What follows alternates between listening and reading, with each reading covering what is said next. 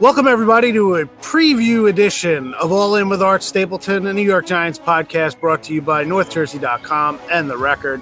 I'm your host, Art Stapleton, and the Giants have had plenty of sleepless nights since they last played last Thursday night against the Cowboys. So, a little hokey on my part, but it's going to be sleepless until Seattle. Sunday, Giants, Seahawks, old friend Geno Smith, along with Leo Williams, Julian Love. It's going to be a venerable reunion for Big Blue and the Seahawks. And I will be getting ready to go to Seattle. So we changed up the scenery for today's preview show, thanks to our producer, Paul Wood. So bear with us if you hear, crickets in the background or what, but doing our best to get ready to go to the airport to head out for that long flight to Seattle. Giants will be following suit tomorrow. I am recording this on Friday. So a couple big things this weekend. I think the first thing off the top, it's pretty rare to have a team play another team from outside their division 3 years in a row. But that's the scenario with the Giants and the Seahawks. 2 years ago, during Brian Daboll's first season, when the Giants ended up making that surprising run to the playoffs, they played in Seattle and lost that game to Geno Smith and the Seahawks. And it really wasn't Geno Smith that did the damage. They had a good running game that day with Seattle.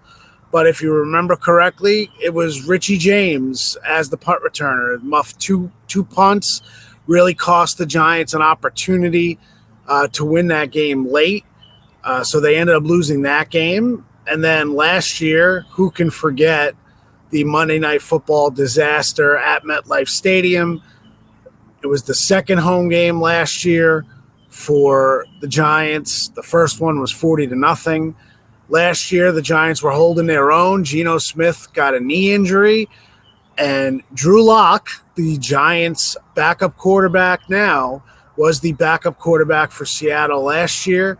He came in, stabilized things for Seattle, but the game turned completely with the Giants driving, Daniel Jones throwing a 97-yard pick six to Devin Witherspoon, the rookie corner for Seattle, and that game imploded. That was also the play that afterward on the sideline, Brian Daboll flung the tablet in disgust at the ground in front of Daniel Jones. That obviously got a lot of attention. The Giants were 1-3 after that game. They ended up going to Miami and Buffalo. It was going to be that Miami-Buffalo back-to-back.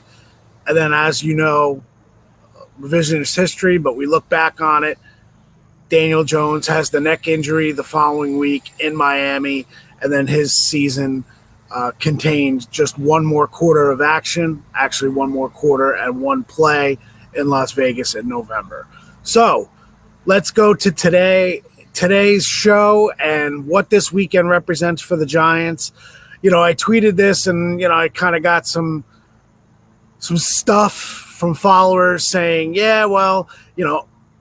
I said the Giants at some point are just going to have to win games that people don't expect them to win. Now, I'm not talking about point spreads in Vegas or BetMGM New York or anything like that. What I'm talking about is perception-wise, this is a league where you see it all the time, and anyone who's played in knockout pools or suicide pools knows there are no givens in this league. The teams that look like they have no business winning all of a sudden are in a dogfight and they somehow win that game. We're not talking about where the Giants were 2 years ago, which was a competitive team, but there were games that you thought they would not win. Baltimore, when they came back from London, the game in London against Green Bay and Aaron Rodgers, those are games where the Giants were competitive, but you didn't expect them to win. This weekend, it was just a touchdown underdog going in, but now we don't have final word yet, but logic and just literal sense of the concussion protocol, they're not going to have Malik Neighbors unless a miracle hits this weekend and he can pass certain stages of the protocol. He doesn't have enough time. If this game was Monday, maybe he does. But you got to remember something. The 5 stages of the concussion protocol, a lot of it is set up to see how the individual player responds to the physical activity a day later. So even if Malik Neighbors got out on the practice field today in a non-contact situation, you have to see how he responds tomorrow. And with a 6-hour flight on tap, I'm just not sure that's going to happen. Now, I can't come out and tell you officially right now when we're recording this show that he is out, but I would say you're going into this weekend not going to have Malik Neighbors as part of this offense. So what does this offense look like without Malik Neighbors? Well, you're probably also not going to have Devin Singletary, who did not practice Wednesday and Thursday with a groin injury. So you're probably looking at Jalen Hyatt in this offense and Tyrone Tracy maybe finally getting that opportunity as a breakout player for this team. We've kind of been waiting. He hasn't really gotten many opportunities. He fumbled away an opportunity on the kickoff against Dallas. Now they got lucky and Chris Manhertz recovered the fumble. But what does Tracy bring to the table? This Giants offense will look a lot differently against Seattle if Neighbors and Singletary are not on the field. Does that mean that they're going to lose this game by 30 points? Well, I know some of you are, trained to have that pessimistic view and look at it and say there's no way the Giants win the game, but we've seen things in this league. Seattle's coming off of a Monday night game in which Detroit marched up and down the field and Jared Goff essentially threw a perfect game at him, 18 of 18 at a quarterback. Now, I don't think the Giants will be able to put up that kind of performance, but this is where you kind of rely on this coaching staff to put together a game plan. They've had a couple days extra to prepare, and I think going into this weekend, that's kind of where they're at. So my guess would be no Neighbors, no Singletary. Other than that, I think there's a chance that the Giants get Adoree Jackson and Drew Phillips back. Not a lock. Those calf injuries can be tricky, but they did return to practice yesterday on a limited basis. I would imagine that continues on a limited basis going into the weekend, and then we'll see. Geno Smith, if you check out my newsletter today that hit, hopefully in your inboxes, told a story thinking back to 2017 when Geno Smith was at the center of really one of the biggest controversies the Giants have had, and it really was not of his doing. And it was the Eli Manning benching. Geno Smith started the one game in Oakland against the Raiders. That's what everyone remembers. But what Geno Smith has done since he's landed in Seattle, initially as a backup to Russell Wilson, now a starter the last 2 years, what he's done going into this year, he's established himself as a top 10 quarterback. And it's been remarkable. It's one of the most remarkable stories for that second act. And now we see what's happening with Sam Darnold in Minnesota. Giants saw that up close and personal in week 1. I don't think Baker Mayfield is similar to that. What he's doing in Tampa Bay, tough loss for them last night in overtime to the Falcons.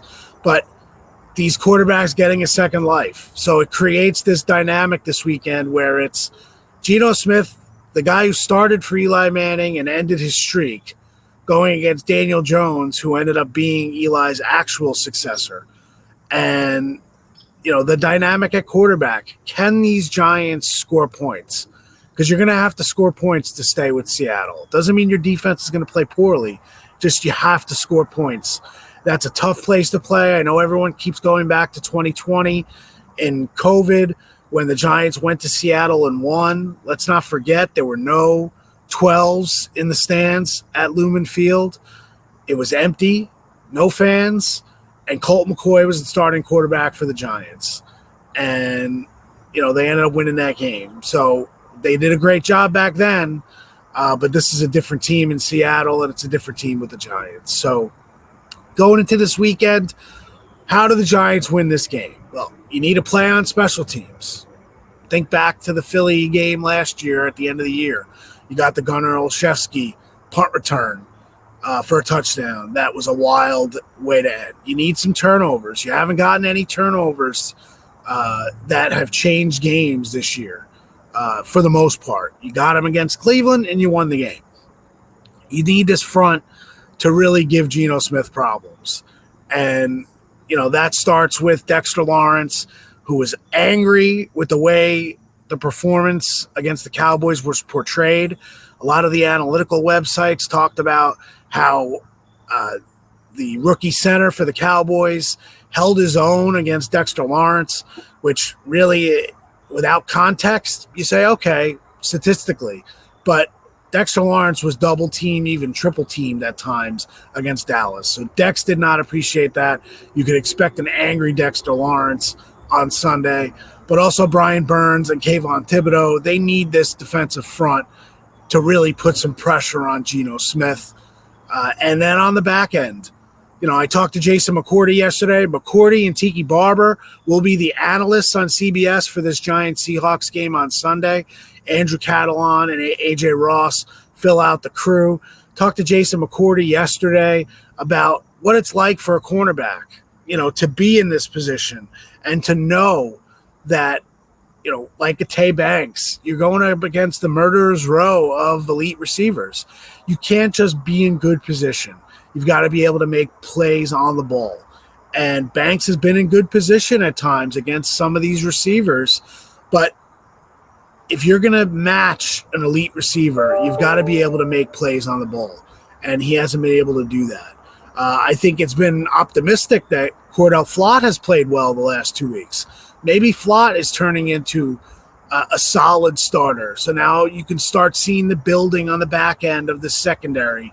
But they're going to have their hands full with DK Metcalf, Tyler Lockett, and Jackson Smith-Njigba.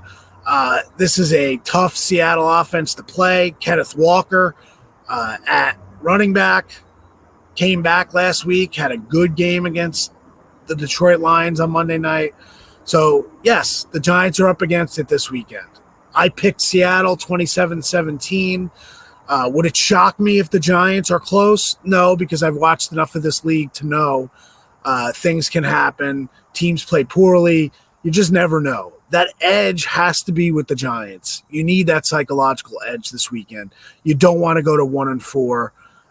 It's just that becomes no man's land. Although I do remember a couple weeks ago talking to John Runyon, and he said, he was on a Green Bay team last year that was in a similar position, and then all of a sudden Jordan Love came to life as a quarterback, and then all of a sudden the Giants ended up making play. Not the Giants, the Packers ended up making plays. They ended up losing to the Giants on Monday night, the Tommy DeVito game, but that's kind of where we're at. So it's an interesting weekend for the Giants. We'll be out in Seattle. Congrats to the Mets.